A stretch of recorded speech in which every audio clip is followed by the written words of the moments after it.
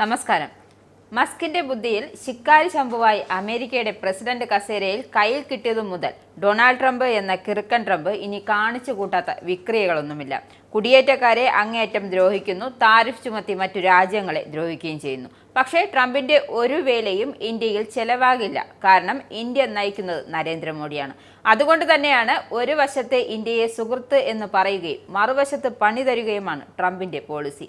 എന്തായാലും റഷ്യയിൽ നിന്നും എണ്ണ വാങ്ങുന്നത് ഇന്ത്യ നിർത്തി എന്നുള്ള ട്രംപിന്റെ വാദത്തെ അതിമോഹം എന്നല്ലാതെ മറ്റെന്തെന്ന് പറയാനാകും. എന്തായാലും ട്രംപിന്റെ ആ അതിമോഹത്തിന് കൃത്യമായ മറുപടി നൽകിയിരിക്കുകയാണ് ഇന്ത്യ. അതായത് ഇന്ത്യ റഷ്യയിൽ നിന്ന് എണ്ണ വാങ്ങുന്നത് തുടരും. അമേരിക്കയുടെ ശിക്ഷാ നടപടികളും ഭീഷണികളും വകവയ്ക്കാതെ ഇന്ത്യ റഷ്യയിൽ നിന്നും എണ്ണ വാങ്ങുന്നത് തുടരുകയാണ്. ഇന്ത്യക്ക് ഇതിന്റെ പേരിൽ റഷ്യയിൽ നിന്ന് ഇളവ് ലഭിക്കുന്നുണ്ട് എന്നാണ് പുറത്തുവരുന്ന വിവരം. സർക്കാർ ഉടമസ്ഥതയിലുള്ള റിഫൈനറികളായ Indian oil corporation limited, Bharat petroleum corp limited, Hindustan petroleum corp limited എന്നിവ റഷ്യ വിതരണക്കാരിൽ നിന്നും എണ്ണ വാങ്ങുന്നത് തുടരുകയാണെന്നാണ് സ്പോട്ട് ഡീലുകൾക്കായുള്ള ചർച്ചകൾ പുരോഗമിക്കുകയും ചെയ്യുന്നുണ്ട്. കഴിഞ്ഞ കുറച്ച് ദിവസങ്ങളായി പതിവിലും മികച്ച വിലക്കുറവിൽ ഇന്ത്യൻ റിഫൈനറികൾ 2 കാർഗോ റഷ്യൻ എണ്ണ വാങ്ങിയിട്ടുണ്ട്. റഷ്യൻ എണ്ണ വിതരണത്തിനായി എണ്ണ വിപണന കമ്പനികൾ നിലവിൽ ചർച്ചകൾ നടത്തുകയാണ്. മന്ദഗതിയിലാക്കാനോ റഷ്യൻ എണ്ണ നിർത്താനോ എന്നതിനെക്കുറിച്ച് ഒരു തീരുമാനം എടുത്തിട്ടില്ല എന്നാണ് വൃത്തങ്ങൾ വ്യക്തമാക്കുന്നത്.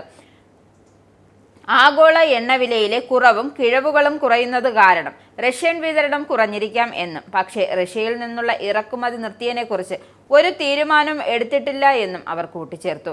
ഡിസ്കൗണ്ടുകൾ ഉയർന്നതിൽ നിന്നും കുറഞ്ഞിട്ടില്ല എങ്കിലും അടുത്തിടെ അവസാനത്തെ ചില ഡീലുകൾ ബാരലിന് ഏകദേശം $1 കിഴവ് ഉണ്ടായിട്ടുണ്ട്.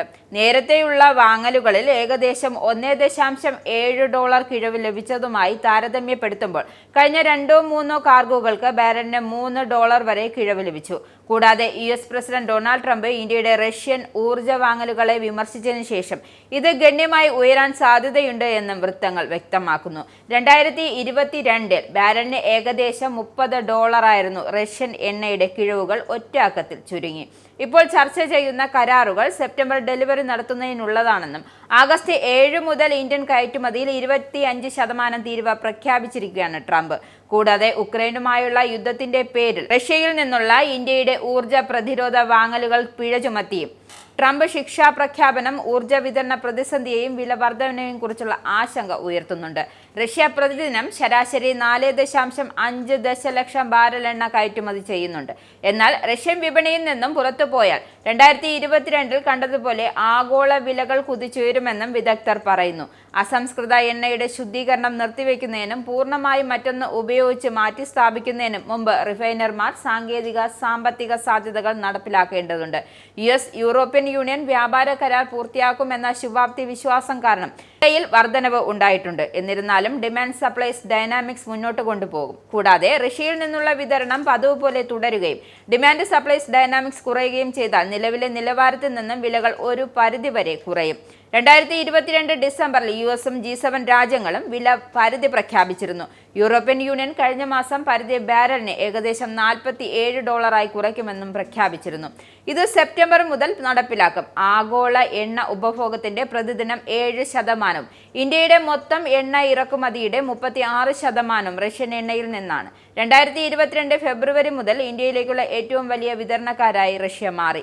നേരത്തെ ഇന്ത്യയുടെ എണ്ണ ഇറക്കുമതിയുടെ ഏകദേശം 2.5% മാത്രമേ റഷ്യ നൽകിയിരുന്നുള്ളൂ. ചൈനയും ഇന്ത്യയും റഷ്യൻ എണ്ണ വാങ്ങുന്നവരിൽ മുൻനിരയിലുണ്ട്. റഷ്യയിൽ നിന്നും ഇന്ത്യ എണ്ണ വാങ്ങുന്നതിൽ USഉം യൂറോപ്യൻ യൂണിയനും ആശങ്ക ഉന്നയിച്ചിട്ടുണ്ട് എങ്കിലും ഊർജ്ജ സംഭരണം രാജ്യങ്ങളുടെ ആവശ്യങ്ങളെ ആശ്രയിച്ചിരിക്കുമെന്നാണ് ഇന്ത്യയുടെ വാദം.